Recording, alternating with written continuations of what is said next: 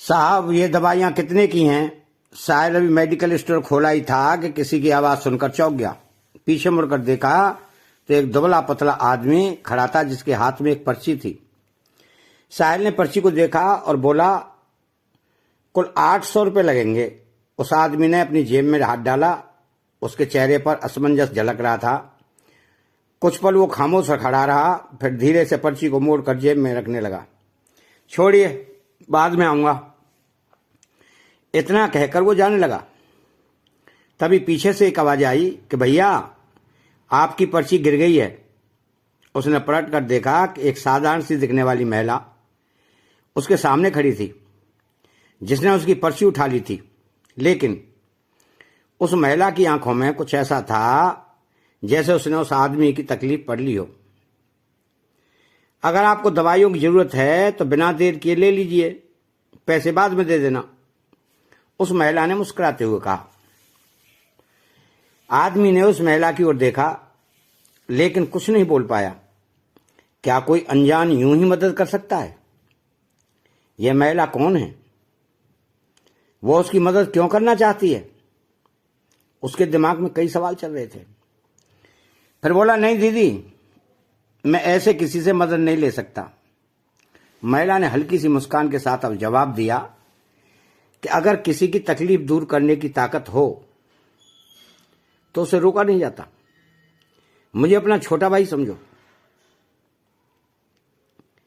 तुम दवाइयां ले लो, पैसे जब मर्जी दे देना।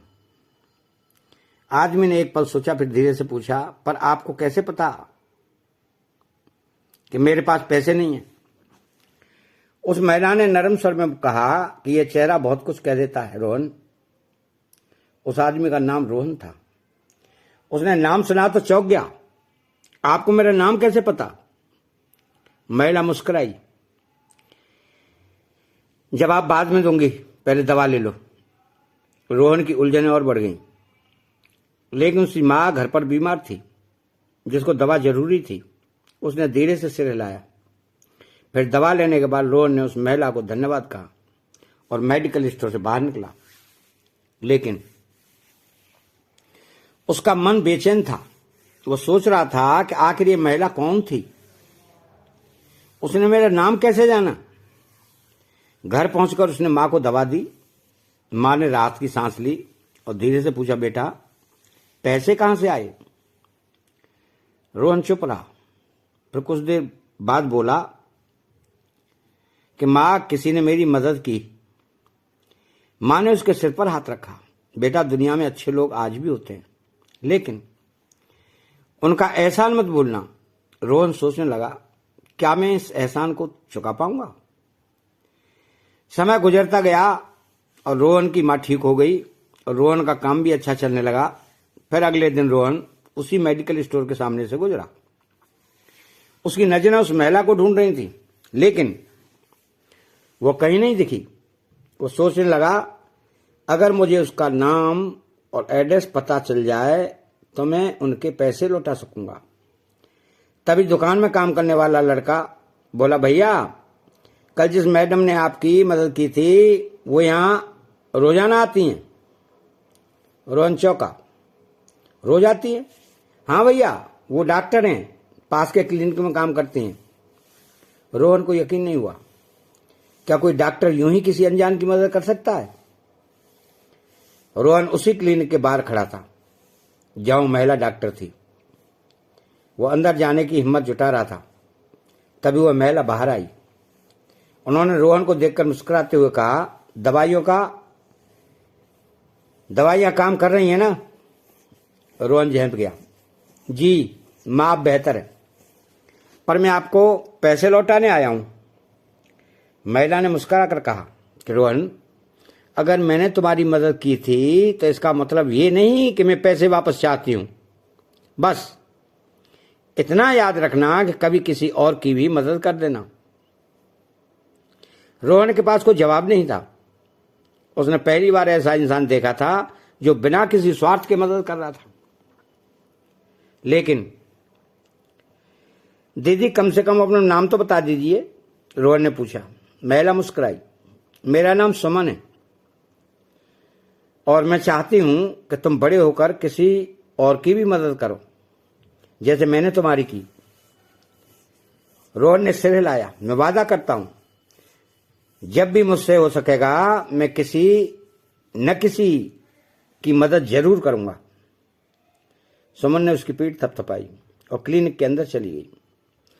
फिर रोहन अपनी दुकान पर गया और काम करना शुरू कर दिया। तभी एक आदमी दुकान पर आया और बोला, भैया मेरे पास पूरे पैसे नहीं हैं, लेकिन मेरी बेटी को दूध चाहिए। रोहन को सुमन की बात याद आ गई। फिर रोहन ने बिना ज्यादा सोचे दूध दे दिया। उस आदमी की आंखों में कृतज्ञता थी।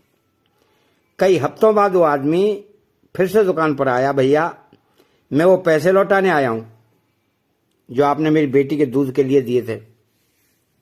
रोहन मुस्कुराया और पैसा नहीं लिया। कोई बात नहीं, अगर किसी और की जरूरत हो तो उसकी मदद कर देना। वो आदमी भावुक हो गया। आपने मुझे सिखाया कि मदद कैसे करनी चाहिए। रोहन अब समझ चुका था कि मदद करने के लिए बड़ी दौलत की जरूरत नहीं होती, बस नीयत अच्छी होनी चाहिए। फिर रोहन और भी अनेक लोगों की मदद की, लेकिन उसके मन में अब भी एक सवाल था, आखिर सुमन उसे कैसे जानती है और उसे कैसे नहीं पहचान पा रहा। उस दिन की बात है, उसके दिमाग में बार बार घूम रही थी जब वो मेडिकल स्टोर पर खड़ा था और सुमन ने सिर्फ उसकी तकलीफ पढ़ ली, बल्कि उसका नाम भी ले लिया, लेकिन उसे सुमन को पहचानने की कोई याद नहीं आ रही थी। अगले दिन वो फिर से सुमन के पास गया क्लिनिक में और बोला, दीदी आपकी वजह से आज मेरी सोच बदल गई, लेकिन एक ही सवाल यह अब भी है कि आप मुझे पहले से कैसे जानती थी। सुमन मुस्कुराई और धीरे से बोली, रोहन क्या तुम्हें अपने बचपन की कोई याद है जब तुम्हारे पिताजी ने किसी की मदद की थी। रोहन ने माथे पर बल दिया और सोचना शुरू किया, लेकिन कोई भी ऐसी घटना याद नहीं आई जिससे वो सुमन से जुड़ाव महसूस कर सके। मुझे कुछ खास याद नहीं आ रहा दीदी, रोहन ने ईमानदारी से कहा। सुमन हल्का सा मुस्कुराई। कोई बात नहीं, मैं तुम्हें याद दिलाती हूं। सुमन ने कहना शुरू किया कि बहुत साल पहले एक आदमी था जो छोटा सा किराने की दुकान चलाता था, लेकिन उसकी असली पहचान थी उसकी दयालुता। वो जरूरतमंदों की मदद करने के से पीछे कभी नहीं हटता था। एक दिन एक छोटी सी बच्ची के पास अपनी बीमार मां के लिए दवा लेने के लिए पूरे पैसे नहीं थे। दुकानदार ने बिना एक पल सोचे उसे पैसे दे दिया और कहा, जब भी पैसे हों तब दे देना, सेहत पैसों से ज्यादा जरूरी होती है। अब रोहन की आंखों में हल्की सी चमक थी। सुमन ने मुस्कुराते हुए पूछा, क्या आप कुछ याद आया। रोहन कुछ देर सोचता रहा, फिर अचानक उसे याद आया कि उसके पिता एक बार बताए थे कि उन्होंने एक बार किसी छोटी बच्ची की मदद की थी जिसके पास अपनी मां की दवाई के लिए पैसे नहीं थे, लेकिन कभी उस बच्ची का नाम नहीं बताए थे। क्या वो बच्ची आप थे दीदी। रोहन ने हक्का बक्का होकर पूछा। सुमन ने सिर हिलाया। हाँ रोहन, मैं वही बच्ची थी। फिर दोनों की आंखों में नमी आ गई और पुरानी यादें ताजा हो गईं। अतः चैनल को सब्सक्राइब करें, बेल आइकन घंटी को दबाएं और कमेंट बॉक्स में एक प्यारा सा कमेंट लिखें और हमेशा जरूरतमंद की मदद जरूर करें। उसमें कोई स्वार्थ नहीं होना चाहिए। यही इंसानियत है, यही